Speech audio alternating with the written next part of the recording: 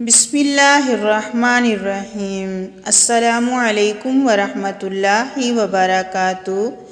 ایک مرتبہ حضرت عباس رضی اللہ تعالی عنہ نبی صلی اللہ علیہ وسلم کی خدمت میں حاضر ہو کر عرض کرنے لگے، یا رسول اللہ صلی اللہ علیہ وسلم، مجھے کوئی دعا سکھا دیجئے۔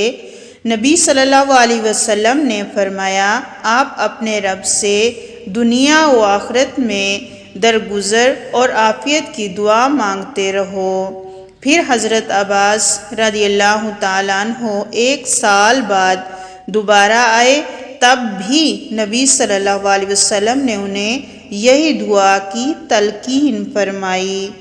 حضرت علی رضی اللہ تعالیٰ عنہ بیان کرتے ہیں، میں نے نبی صلی اللہ علیہ وسلم کو سعد بن مالک رضی اللہ تعالیٰ عنہ کے علاوہ کسی اور شخص کے لیے اپنے والدین کو ایک ساتھ جمع کرتے، یعنی میرے ماں باپ تجھ پر فدا ہوں، نہیں سنا، کیونکہ غزوہ احد کے موقع پر میں نے آپ صلی اللہ علیہ وسلم کو فرماتے ہوئے سنا، سعد، تیر اندازی کرو، میرے والدین تم پر قربان ہوں۔